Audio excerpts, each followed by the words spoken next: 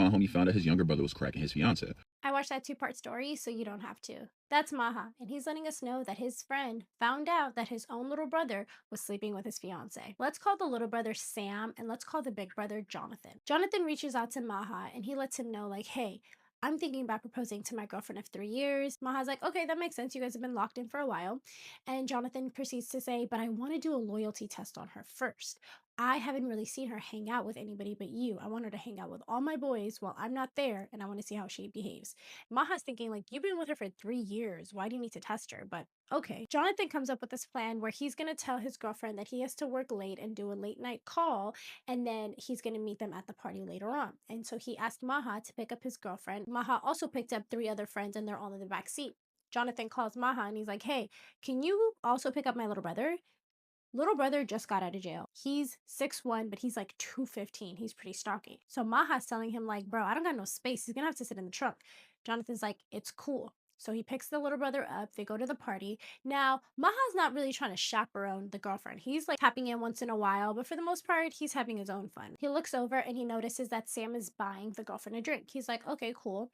He looks over again and he notices that the girlfriend has her hand on top of Sam's shoulder. Maha's like, that's weird. You don't do that with me and my homeboys, but I'm gonna keep my eye on it. So now Maha found him a little Shorty, and that's just what we're gonna call her through the entire thing is Shorty. So him and Shorty are dancing, they're having a good time, and then he looks over, and now Sam and the girlfriend are dancing. So he's like, okay, I don't see their hands in any inappropriate places. That's cool. He angles Shorty in a way where he can keep his eye on her, but also keep his eye on Sam and the girlfriend. All of a sudden, Juvenile, Back That Ass Up starts playing. Oh my God. Maha is like, what's about to happen? He looks over, and sure enough, girlfriend's doing the whole 9 yards. She done hiked up her skirt and everything, and she's throwing it back. So immediately, Maha grabs his phone. He calls his boy Jonathan, and he's like, hey, where you at? You should have been here by now. And Jonathan's like, I'm in traffic. And now Maha's like, it's 10:30 at night. What? How could you be in traffic? He's like, there was an accident. I'm trying to make my way around it. He's like, well, if I was you, I would get here as soon as possible. Jonathan's like, why? What's going on? And Maha is really not trying to tell him everything over the phone. So he's like, all I'm going to say is Juvenile, Back That Ass Up is playing right now, and your brother and your girlfriend are dancing. Maha puts his phone in the air literally so he could hear that Juvenile is playing. Jonathan's like, how are they dancing? And Maha's like, how do you think they're dancing? Juvenile is playing. So now, obviously, Jonathan is freaking out. He tells Maha, do something. And Maha's on the phone like, brother, you told me to observe and report, and that's exactly what I'm doing. Anything beyond that is beyond the scope of my responsibility. Maha looks up. He looks to go see where girlfriend and Sam are. Nowhere to be found. So Jonathan's like, can you still see them? Can you still see them? And Maha's like, no, I can't. He's like, go find them right now. He goes to the men's restroom, and Shorty's walking behind him. He looks at Shorty and he's like, hey, and Shorty looks at him, you want me to go see if your friend's girlfriend and the brother are, doing the do? And he's like, yeah, I do. You're a real one. So she goes into the girls' restroom. He goes into the guys' restroom. They both come out. No luck. So then Maha's like, let me go to the bathroom upstairs. So he walks into the bathroom. He's like, hello, is anybody in here? Someone responds back, yeah, I'm taking a shit. Maha's like, you got it. I can smell it. He walks out. Shorty walks back up to him, and he can see it on her face. He's like, you found them, didn't you? They're in the girls' bathroom. She's like, mm-hmm. And he's like, they're doing the do, aren't they? And she's like, mm-hmm. So at this point, he's sick to his stomach. He's like, how am I going to tell Jonathan this? Jonathan immediately is like, don't worry, I'll be there in 5 minutes. Mind you, he just quoted 30 minutes. I don't know how he made it happen. But soon enough, Maha looks up and he sees Jonathan beelining it to him. He walks up to Maha and he's like, where are they? Maha points upstairs. And Jonathan's like, they're upstairs dancing. And he's like, well.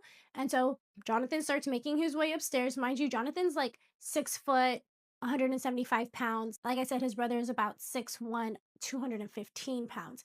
So Jonathan's making his way up there, and Maha tells him, like, bro, it's calm, like everything's good.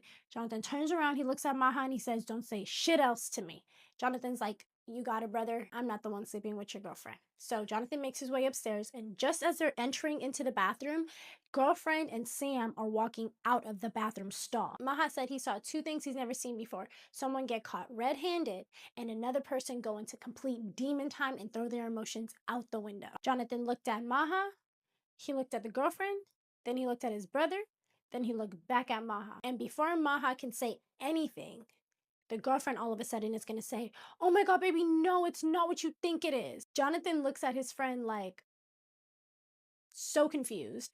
Maha is like, "Oh, that is not the thing to say." She's like, "No, you're not understanding. I was throwing up and Sam was just holding my hair up for me." So then Jonathan looks at his girlfriend. He's like, "Oh, so he was taking care of you?" And she's like, "Yes, exactly." And before anybody can say anything, Jonathan just straight slams his body right into his brother. He pins him against the wall by his collar and he's like, "Have you lost your mind?" And the brother's like, "Let me explain, let me explain." Before Sam can say anything else, Jonathan smacks him in the face. Now the girlfriend wants to lose her mind. She runs out, runs towards Maha, and then eventually exits the bathroom. From this point forward, Jonathan proceeds to whoop Sam's ass. Maha said he had him in a chokehold. He was pulling his locks and he was pulling his locks down and uppercutting him at the same time. It was like a little combo that he created. At this point, little brother's on the floor. Jonathan goes and grabs him up off the floor and he throws him into the stall. Sam tries to fight back. Jonathan straight kicks him. He said like Spartan style. At this point, Maha's thinking, should I stop this? Is this getting to become too much? All of a sudden, he hears like water gargling and the toilet flushing. So he looks inside of the bathroom stall and Jonathan has his brother by the locks, pushing his head repeatedly into the toilet and asking him, "How does that taste? How does that taste?" Finally, Maha intervenes and he goes, "Hey, bro, do you think he's had enough?"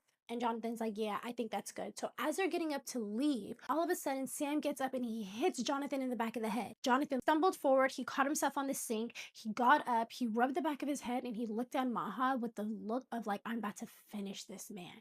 And before Sam can even think, Jonathan kicked him in the dick, socked him in the mouth, and then uppercutted him with that uppercut dread pulling down combo that he had going on. And then ultimately, Jonathan grabbed Sam by the face and then slammed him into the mirror. At this point, Shorty that was messing with Maha the whole time runs into the bathroom and she's like, "Hey, security's on their way up. You guys got to get out of here." So Maha grabs Jonathan. They run downstairs. They grab their three friends and they're like, "We got to go." And their friends are like, "What happened? What happened?" He's like, "I have a story for you. We got to go." And that's where the story ended. I mean, honestly, like if I found out that my brother that just got home from jail or prison or whatever was sleeping with my fiance, I'd probably crash out too. But I don't know. At some point, like Maha said, it was getting to become bullying. Like it was getting to become too much. So I'm glad that they were able to eventually separate them. I don't know what the fate of the brothers' relationships are going to be. I'm sure it's going to be very strained for a long time. I'm sure it's goodbye for the girlfriend. But man, I wonder what in his intuition made him feel like he needed to do that loyalty test before proposing to her. But I'm sure he's glad that he did it. Either way, you guys tagged me in this. I wanted to make sure I got it out to you guys. I appreciate you guys as always. Bye.